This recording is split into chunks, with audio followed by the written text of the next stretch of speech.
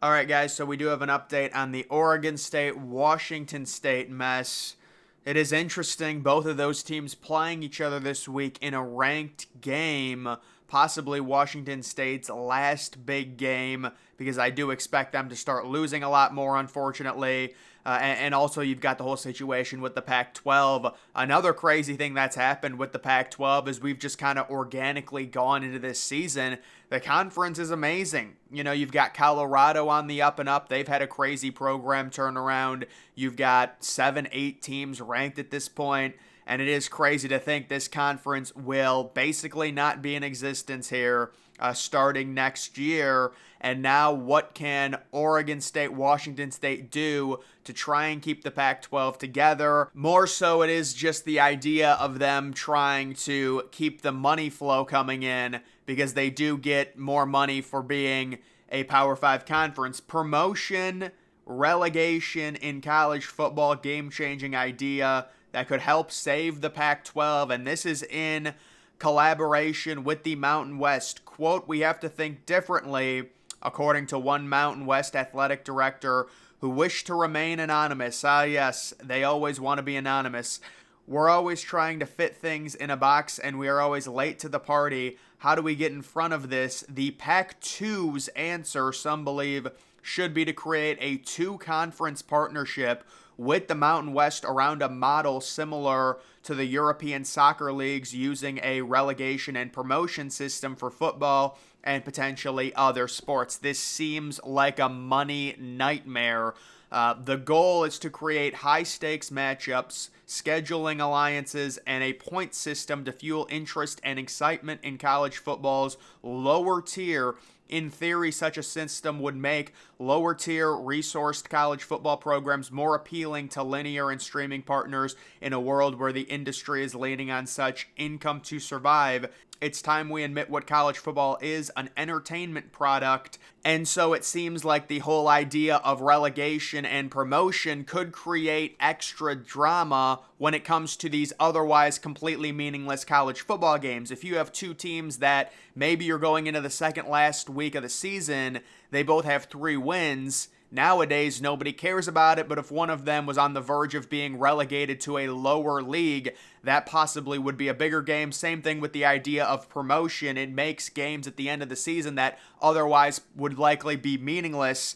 It gives them a little extra something, but I really don't think that's going to, necessarily improve ratings too much. If you've got 2, 3, and 8 teams facing each other from the Mountain West, even if it was 4, moving up or moving down with this format, I don't know how much that's going to impact it. Quote, "It's kind of brilliant," according to one Group of 5 athletic director. "The reason it wouldn't happen is that people wouldn't want to enter into something if they have risk of losing something big, like being relegated, but the economics could make sense. The first step would be developing an English soccer-style system in college football. It has long been talked about for the powerhouse football programs who seem to be consolidating into a couple of leagues. The thought by many in college football is that the top 30 to 50 most valuable college football programs will break away and form a semi-professional division that may one day feature such relegation and promotion." And I think the whole idea of college football and the evolution of college football is completely nipping a lot of these games that we've seen early in the season in the butt. And the games that I'm talking about, it's like Portland State versus Oregon, it's Ohio State versus Youngstown State. We know how college football, and really just football in general, how dangerous of a sport it is. Why are you sending Ohio State to go be 45, 50-point favorites against Youngstown State? FCS versus FBS, it doesn't make any sense. And then they say, oh, they need to give the FCS teams money. I'm sorry, but that's just ridiculous. These teams are worth way too much to be sacrificing players. Well, I wouldn't say sacrificing, but putting players in jeopardy in these completely meaningless 50-point spread games. Even games back in 2014, 2015 in conference, like Ohio State versus Rutgers, the spread was like 50 points in some of those games, and the idea would be Rutgers would be relegated below that until they got better. And now obviously Rutgers is a little bit better. They might be able to hang in a little bit more, but I think the future of college football is completely eliminating all of these totally meaningless games. And it would be way better in terms of money for all of these teams because every game would bring in more ratings. I mean, look at what the NFL has done. We're going into an NFL type system. Basically, all NFL games are meaningful. Now, sure, there are some teams that are bad, but you're going to have some bad teams in the Big Ten. You're going to have some bad teams in the SEC. Some weeks, Alabama's going to face Vanderbilt. The thing that we don't want is Alabama facing Austin Peay. And maybe you could get a system like this to where you could even go further. You could create your own massive division, and if teams are not performing to standard to where they're always getting crushed, they're 0-12 every year, they're 1-11, they get relegated, you bring in new blood, and hopefully you get better matchups in that form, and you also will create that drama towards the end of the regular season.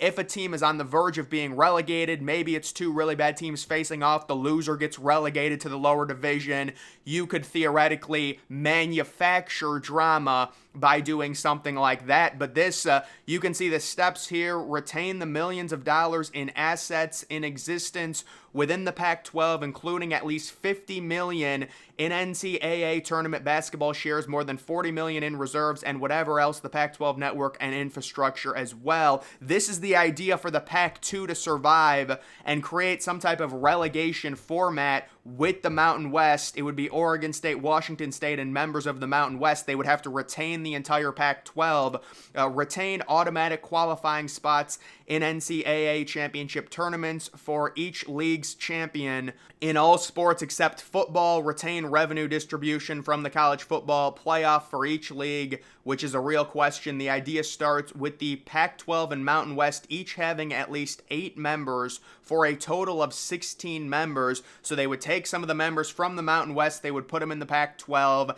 and then you would divvy them up in that format. I'm guessing that's what they're saying.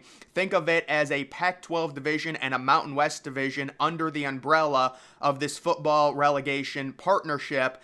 A team schedule would include 2 non-conference opponents. See, that's the thing, like the non-conference, I don't think that's really going to be a thing in the future, but that's far away. So it says it would include 2 non-conference opponents, 7 intra-conference games, and 3 crossover games. For instance, year 1, Oregon State plays 2 non-conference games that they schedule, 7 games against all the other Pac-12 teams, and 3 games against those from the Mountain West. Previous season results determine a pecking order to arrange matchups, such as a Week 1 rematch of the previous year's Pac-12 championship game, a Week 1 game between the 2 teams promoted from the Mountain West to the Pac-12, and the 2 teams relegated from the Pac-12 to the Mountain West. So the issue that I'm seeing with this, I just don't think they have the teams to make this work worthwhile, honestly, because this is a de facto... You know, you can say, well, Oregon State, Washington State, they're good this year. Both teams are ranked. I think Washington State's probably going to finish with 5 or 6 losses personally. But still, this is mainly a Mountain West type scenario. So you don't have the brand power behind something like this. Maybe if this is their one way to try and make this work while still keeping the Pac-12 together. The other issue I'm seeing is, so let's say they add all these teams and form the new, Pac-12 with 8 teams, because theoretically, if you have 8 teams, you can be considered a Power 5 conference. How do we consider that a Power 5 conference? It doesn't make any sense. If you've got 2 teams from the previous Pac-12, Oregon State, Washington State, combined with a bunch of crap from the Mountain West, and listen, I'm not going at the Mountain West. The Mountain West is not a horrible group of 5. I'm not saying that, but you cannot consider that a Power 5 conference to where they're getting all these playoff shares and formats. And this would be the idea where the Mountain West might want to do this, especially the better teams in the Mountain West would want to do this because they probably wouldn't be relegated. And then there's also the idea a bracket buster weekend in early mid-November where pairings are determined 2 weeks prior and are based off of current standings with the intent on arranging compelling crossover matchups. Now, see, I don't think people would like that when it comes to brand name teams at all. Like, let's say, so you're saying you're going to schedule a random game, Ohio State versus Penn State, because where they're at in the standing. I think that's a little bit too much when it comes to doing it with blue blood teams. Maybe it can work with Mountain West and the Pac-2, but I have always thought of the idea.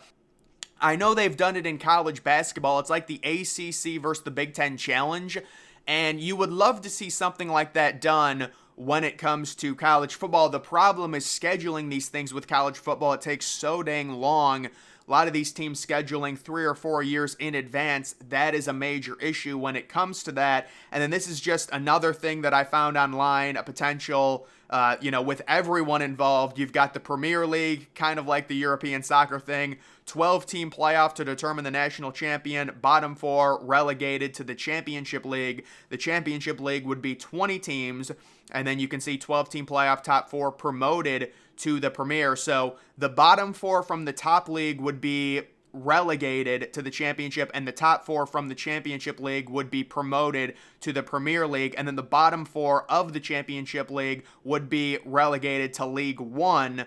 And that's kind of how that system works. It is very confusing when it comes to this because it's like, all right, they're all in their own league, but with how quickly college football changes, I'm not exactly sure if that realistically the best thing here is doing, conferences, let's be honest. But you can understand the idea of relegation when some of these teams are just horrifically bad. I mean, I get it. And I think right now, Oregon State, Washington State, they're really desperate to keep the Pac-12 alive because they thought they were going to cash in on a major payday.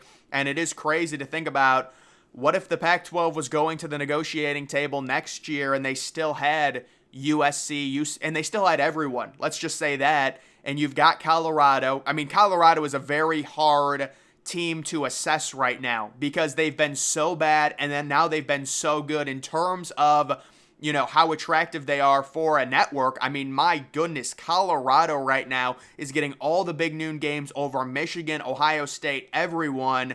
That's how attractive they are, but how long does that last if you are Colorado? And let's say you lose Deion Sanders in 2 or 3 years. Does that completely go away? Is the brand able to be built up enough by Deion Sanders to get another top head coach in Boulder? That's to be determined. We'll have to see how much success they actually do have, but it just seems like right now, Oregon State, Washington State, they are desperate. They want as much money as possible. They have kind of gotten screwed.